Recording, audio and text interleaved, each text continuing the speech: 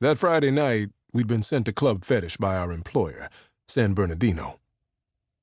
I was a bill collector, a small-time enforcer, and had to talk to a stubborn man about an overdue debt. He was 90 days late with the ducats. That was the night I met her. I was driving, at the top down of my convertible Benz, warm air turning cool as we moved through desert country down unforgiving La Cienega Boulevard. La Cienega was Spanish for the swamp, and rightfully so, since it was always inundated with traffic. My coworker and I had rolled north from the edges of Culver City to the overcrowded area up into Hollywood. Had left the working men's zip codes around 10 p.m. and mixed in with the pretenders and tourists rocking BMWs, Lamborghinis, and Maseratis. A couple of DeLorean DMC-12s were on the road with the luxury and sports cars. A Ghanaian who called himself Jake Ellis was at my side. He was my wingman. We were well-dressed, fashionable, as I walked us from Leimert Park to the plastic and pretentious side of Los Angeles, the mile-and-a-half stretch of sunset between Hollywood and Beverly Hills, known worldwide as the Sunset Strip. Bright lights, 6 lanes of snarling traffic. Hundreds of clubs and bars existed on a snaking street that stretched from the bustle of downtown LA's Garment District in her Skid Row to the oceanside mansions of the rich and more famous than rich in Malibu. One end of Sunset was poverty and obscurity, and the opposite end was fame or fortune, or fame and fortune if enough people loved your acting, your directing, or the cocaine you sold. That 22-mile boulevard was a metaphor. It was every man's journey. Not many made it from Crackland to Cocaineville.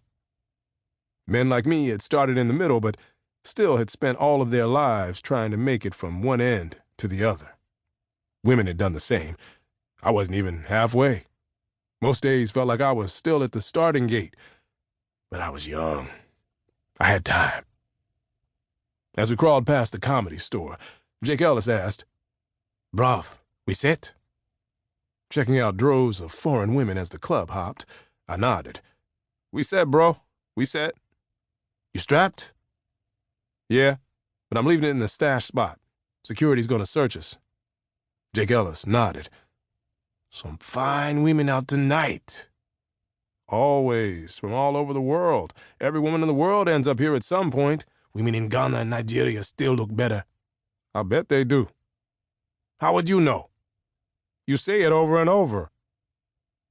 I cruised the section of West Hollywood bounded by Doheny Drive on the west and Crescent Heights Boulevard on the east, went down a mile and a half of that metaphor called the Sunset Strip, where celebrities went to overdose curbside, hollered at a few honeys from the car, took advantage of rocking a convertible, then turned back around, headed to our official destination.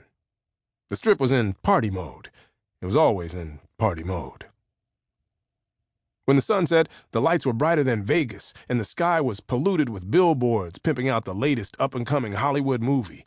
People sat in traffic, bumper to bumper, from sundown until 2 in the morning. Headlights for miles, brake lights for days.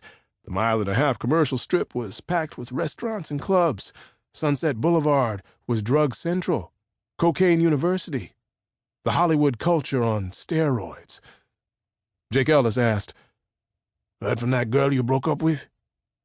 I called Lupita a few times. Left a couple of messages. Left my pager number. Nothing. "She's got a new dude and she's not looking back this way." "So it goes." "Not many women can handle what we do." "Never should have told her." "I told you that from Jump Street."